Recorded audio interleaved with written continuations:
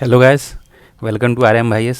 जैसा आपने देखा होगा बीपी 669 का नोटिफिकेशन आ गया है और हमारे मोहम्मद बिन तुगलक के द्वारा एक और हम लोग को झटका दिया गया हुआ है। उनकी एक और एक्सपेरिमेंट की गई हम लोग के साथ।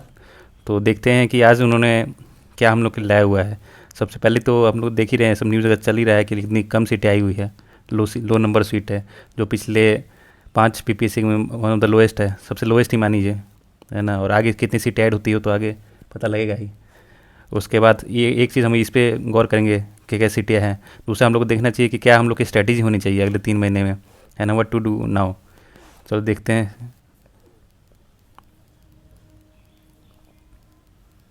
तो आप देख ही रखते हैं कि टोटल 235 सीट्स है, उसमें वुमेंस की 73 सीट है।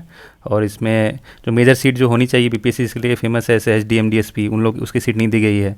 बाकी राजस्व अधिकारी की है 168 सीट है। जो बिहार पंचायती राज पदाधिकारी है उसकी 29 सीट्स है। तो ये दोनों मेजर पोस्ट्स है, यही दोनों ऑलमोस्ट 200 सीट्स कवर कर देती हैं।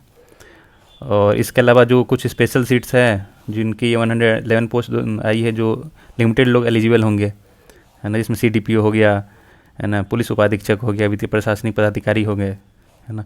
तो ये सब सीटें आई हैं अभी, 235 होगी टोटल।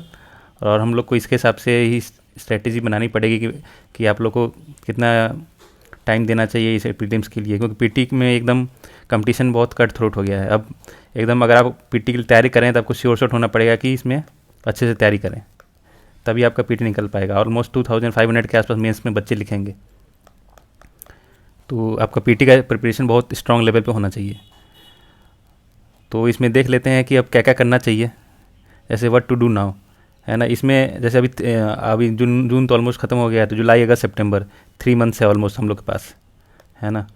तो 3 मंथ्स में हम लोग तो क्या कर सकते हैं, जनरली उसको डिपेंड करता है। कुछ कुछ बच्चे जो जिन्होंने पहले पीटी दिया हुआ है और, है ना, उन्होंने मेंस लिखा हुआ है, एक तो उनके हिसाब से स्ट्रेटेजी हो सकती है ना, पीटी और एक्सपीरियंस कैंडिडेट जो बोलते हैं हम लोग। और एक हो गए जो एकदम फ्रेशर्स है ना, उनका उनका स्ट्रेटेजी अलग हो सकता है, और जो पहले एक्सपीरियंस है उनका अलग हो सकता है। फ्रेशर्स के बारे में बात करेंगे तो उनको तो एकदम अब फुल्ली ऑलमोस्ट डिवोटेड हो जाना चाहिए, तभी आपका पीटी क्लियर होगा। आप ऑलमोस्ट ज़्यादा से ज़्यादा 10 दिन और दे सकते हैं मेंस के लिए, लेकिन 10 जुलाई से आपको फुल एकदम पीटी के लिए डिवोट होना ही पड़ेगा, तभी एकदम पीटी फुल आप श्योर होंगे क्लियर होगा। क्योंकि नए नए पैटर्न्स आ चुके हैं। 67 में आपने देखा ही था कि करंट अफेयर्स कितना कॉम्प्लेक्स कर दिया था इन्होंने, साइंस का सेक्शन कितना कॉम्प्लेक्स कर दिया था, है ना। हिस्ट्री में भी बहुत अनइवन क्वेश्चन पूछे गए थे। तो अलग अलग सेक्शन का जो लेवल ऑफ प्रिपरेशन है वो आपको हाई करना ही पड़ेगा, उसके लिए आपको टाइम देना ही पड़ेगा, अगर अभी तक आपने टाइम नहीं दिया है तो। अगर आप अभी से स्टार्ट कर रहे हैं तो आपको जितने भी फ्रेशर्स हैं उनको भी अच्छे से स्टार्ट कर देना चाहिए पीटी के प्रिपरेशंस, है ना। इसकी डिटेल स्ट्रेटजी कौन सा सेक्शन में कैसा कहाँ से करना चाहिए, क्या करना है, वो हम लोग आगे और वीडियोज़ में लाएंगे।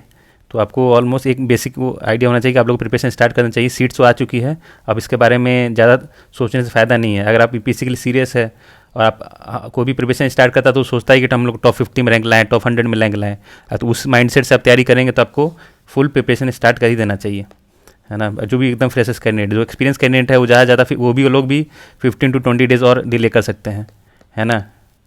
या उसके बाद लेकिन उन लोग को भी स्टार्ट कर ही देना चाहिए जुलाई लास्ट से, है ना।